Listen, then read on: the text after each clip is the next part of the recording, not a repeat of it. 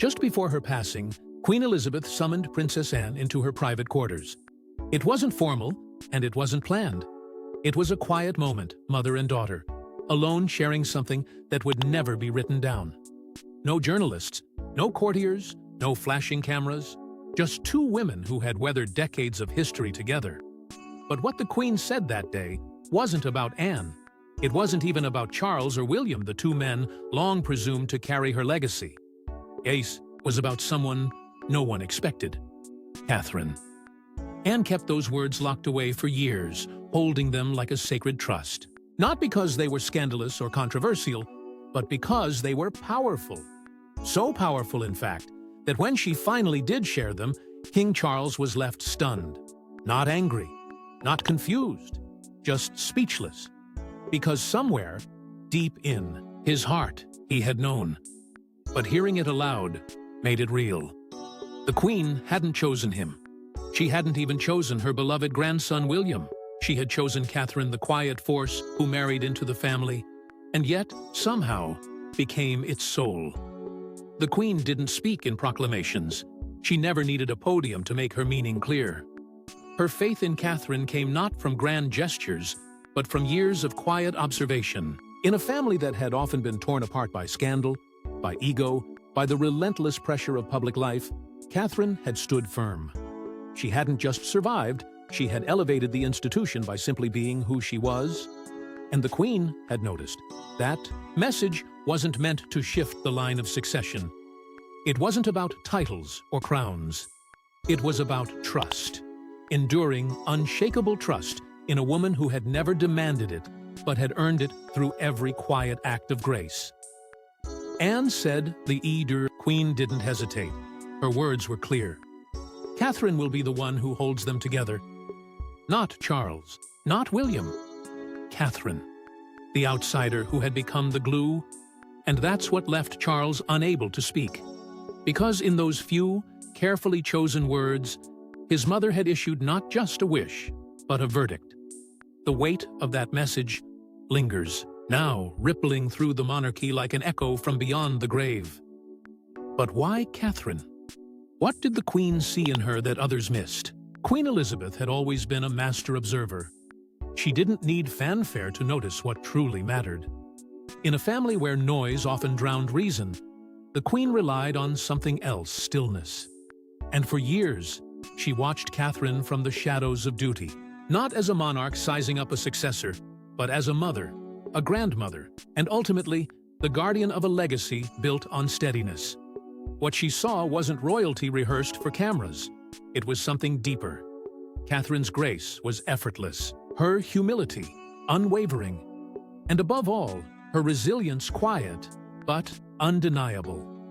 Where others flinched under pressure or buckled beneath attention, Catherine didn't retreat, but neither did she seek the spotlight. She simply showed up, over and over again. Whether praised or criticized, adored or scrutinized, she remained constant. She didn't need to shout to be heard. She didn't need to pose to be seen. In a world obsessed with image, Catherine became the rare figure who embodied substance. And that caught the Queen's eye in ways no press headline ever could. Princess Anne later admitted that this was precisely what her mother had feared: the monarchy might lose a grounded presence amidst a rising tide of performance. The Queen had witnessed a world unraveling: social media storms, televised scandals, and an institution once revered, now placed under a microscope. She knew the future would demand more than charm or heritage. It would demand someone who could lead without ego, endure without breaking, and stand tall without ever pushing others down. In Catherine, she saw all three. And while others around her chased relevance, Catherine stayed anchored. That strength wasn't loud, but it was deeply rooted. The Queen recognized that kind of quiet power because she had once wielded it herself. Not with declarations, but with duty. Not with defiance, but with dignity. And that paralleled the unspoken bond between the old Queen and the future Princess of Wales was forged not in words, but in spirit. Catherine wasn't molded by royalty. She wasn't born into palaces or bred for protocol. Her strength came from something older, something purer. A life shaped by balance, by values, by the kind of invisible lessons that no title can teach. And that's exactly what drew the Queen in. It wasn't bloodline that mattered. It was backbone. It was the invisible steel that Catherine carried beneath her soft tone and gentle smile. To outsiders, she may have appeared passive, but to the Queen, she was a pillar, silent, unshakable, essential. Not because she wanted power, but because she didn't. And that's what made her worthy of it. In the Queen's final years, as questions swirled about succession, modern relevance, and survival, she made her choice. Not with a grand proclamation, but with quiet conviction. Catherine was the one who could hold the house together, not as a symbol, but as its soul.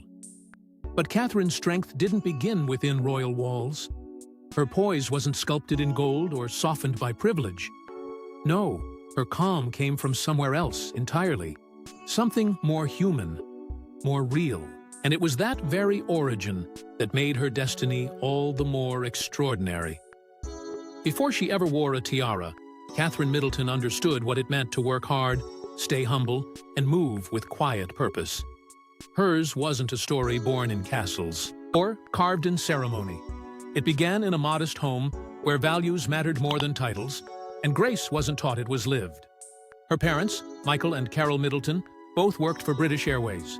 One a dispatcher, the other a former flight attendant. Their careers weren't glamorous, but they were grounded in routine, responsibility, and relentless discipline. And in that environment, Catherine grew up learning that effort mattered more than applause. Though her family belonged to the middle class, they moved through British society with ease and quiet confidence. The Middletons weren't royalty, but they weren't outsiders either. On her father's side, the family had old connections to high society. Great-grandparents who had once hosted members of the royal family. That history brought a sense of polish. But on her mother's side, there was grit. Her maternal roots reached back to coal miners and laborers. That contrast between legacy and labor, tradition and tenacity, gave Catherine something few people in the royal spotlight ever possess: balance. That balance was tested early.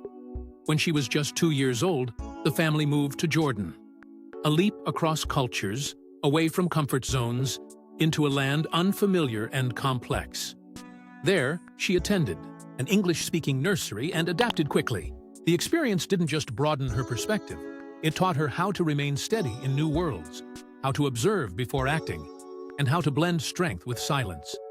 Even at that age, Catherine was being shaped not by entitlement, but by exposure, learning how to carry herself with grace in places where she didn't yet belong.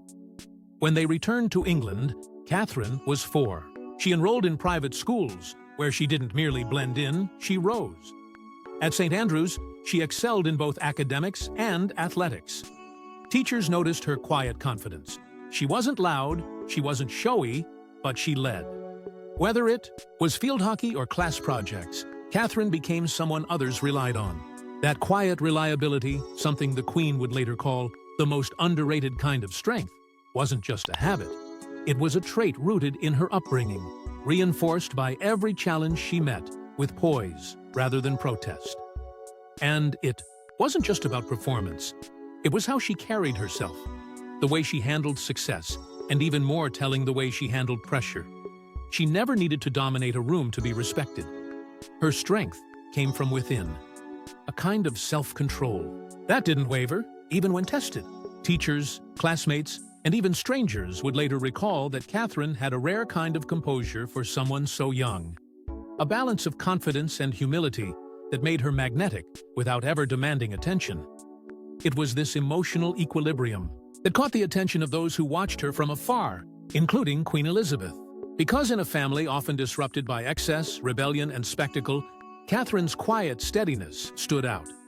But it wasn't just her upbringing that defined her. It was the decisions she made as she stepped into adulthood, deliberate, bold, and far from expected, that revealed just how rare her character truly was. And it was those very choices that would soon pull her into history's path. While others her age rushed toward careers or chased crowns they hadn't yet earned, Catherine Middleton paused. not to stall her journey, but to shape it.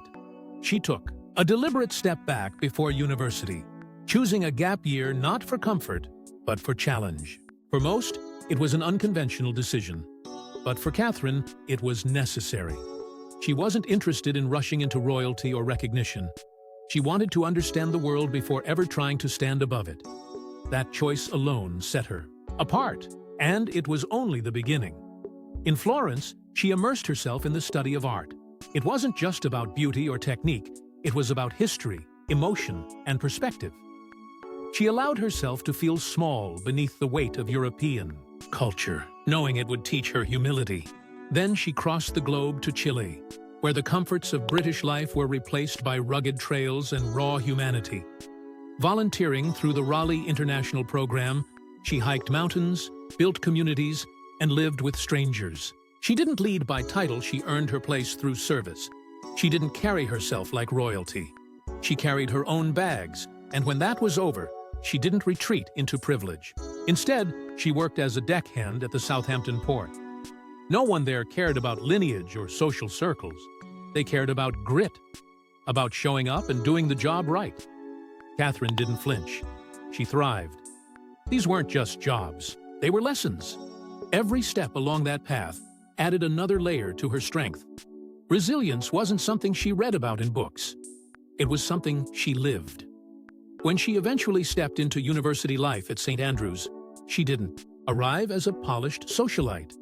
She came prepared with life experiences that most of her peers hadn't even dreamed of.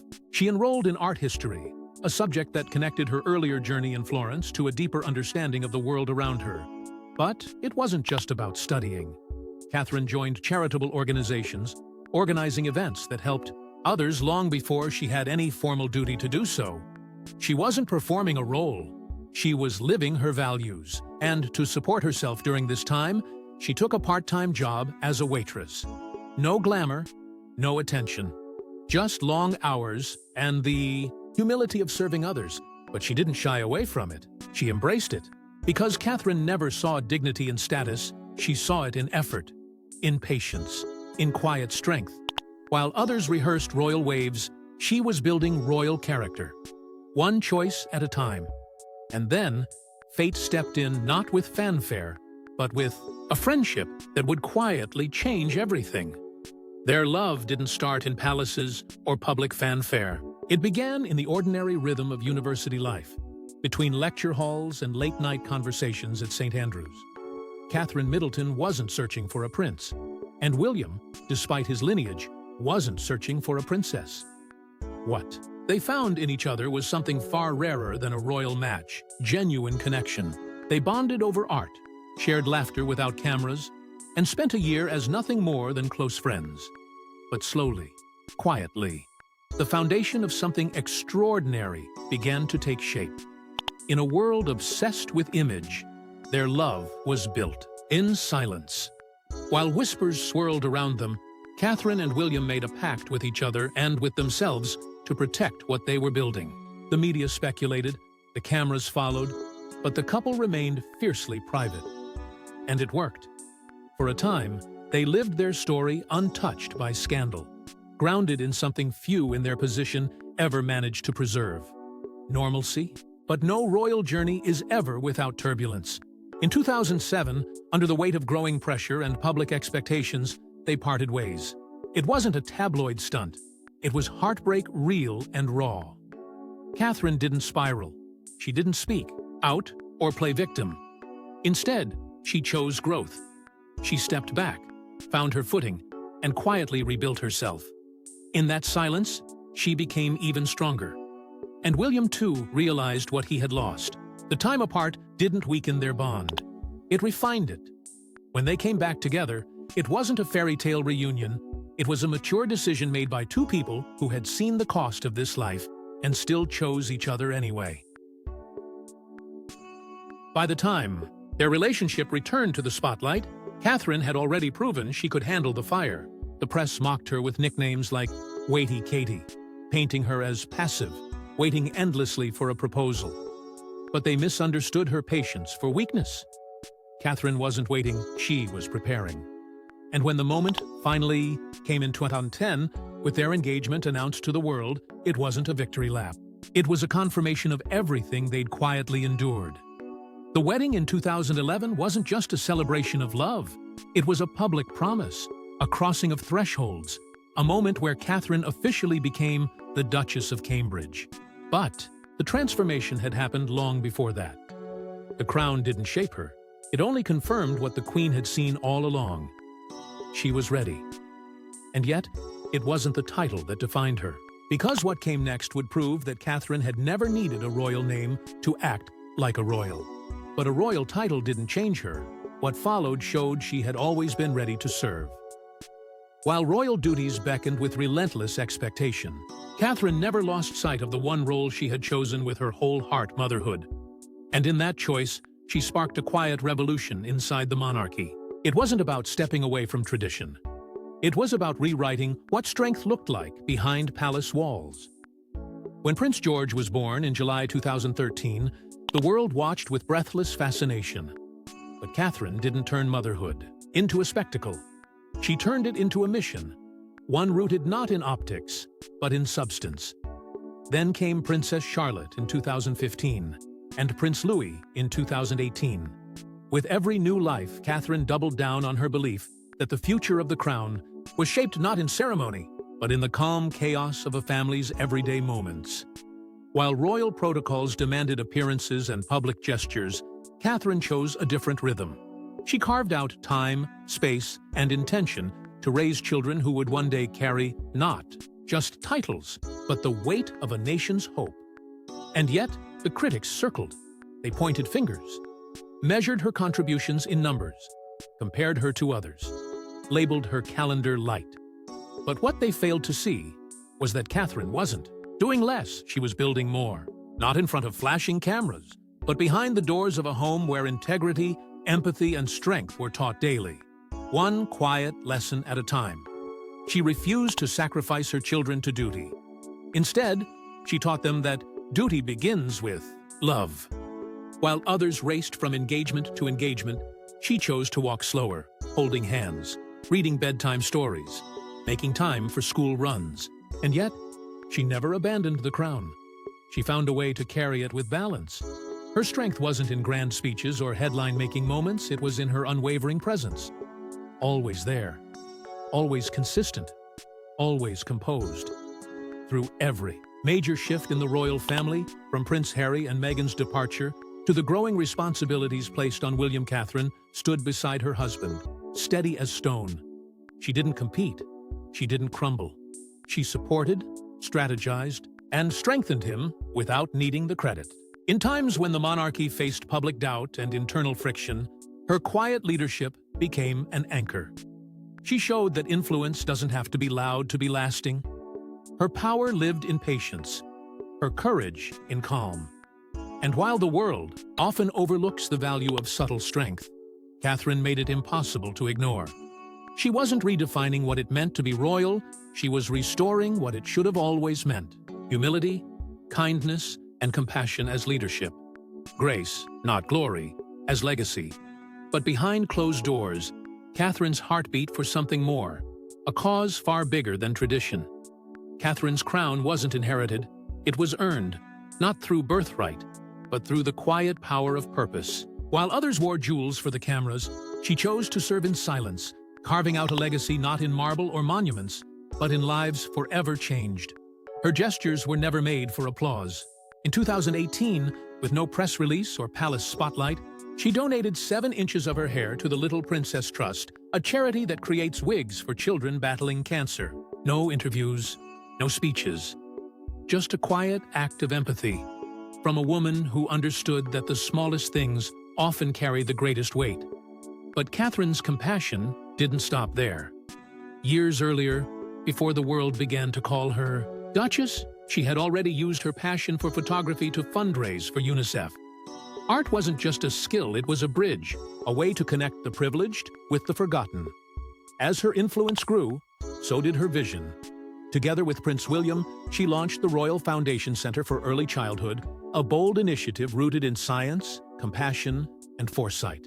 She believed that if you want to change the future, you start with the first 5 years of a child's life.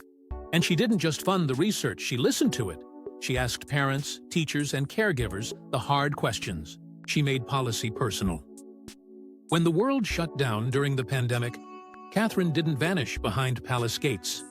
She stepped forward, amplifying voices many had long ignored.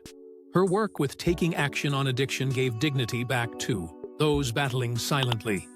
Her efforts helped destigmatize a struggle so often misunderstood. And when families were pushed to the brink, she and William quietly funded mental health support programs across the UK.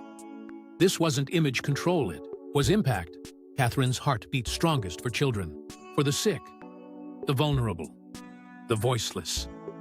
As patron of children's hospices like East Anglia and Tai Hafan, she offered more than royal visits.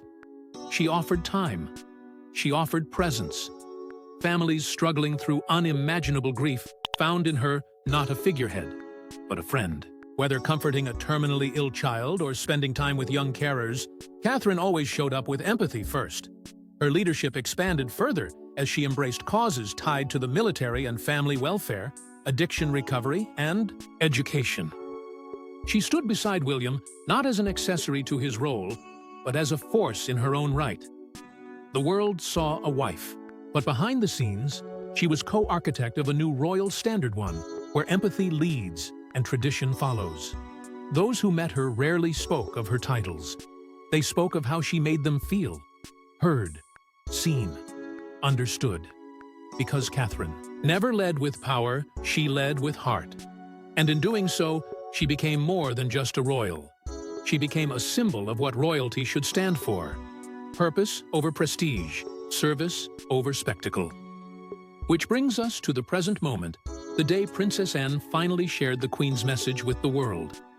When Princess Anne finally spoke, the room fell still, not from shock, but from recognition. Every eye turned to her, but her gaze remained steady. She wasn't revealing a scandal. She wasn't igniting a rebellion. She was honoring her mother's final truth. In a voice both gentle and unshakable, she delivered Queen Elizabeth's quiet, unspoken belief that the future of the monarchy didn't rest in titles or traditions, but in Catherine, a woman who had never demanded power, but had carried it all along with grace that couldn't be taught. And in that moment, King Charles didn't interrupt. He didn't argue. He didn't even nod. He simply went silent. Not because he was blindsided, but because something deep within him had already accepted it. He had seen what the Queen had seen. Catherine, the one who never sought attention, had become the steady force behind the crown. Not with declarations, but with dignity. Not through lineage, but through strength earned in silence. Anne's timing wasn't accidental. She had waited. Through chaos, through crisis, through transformation. And now, when the monarchy stood at a crossroads, she chose to let the Queen's words echo into the future.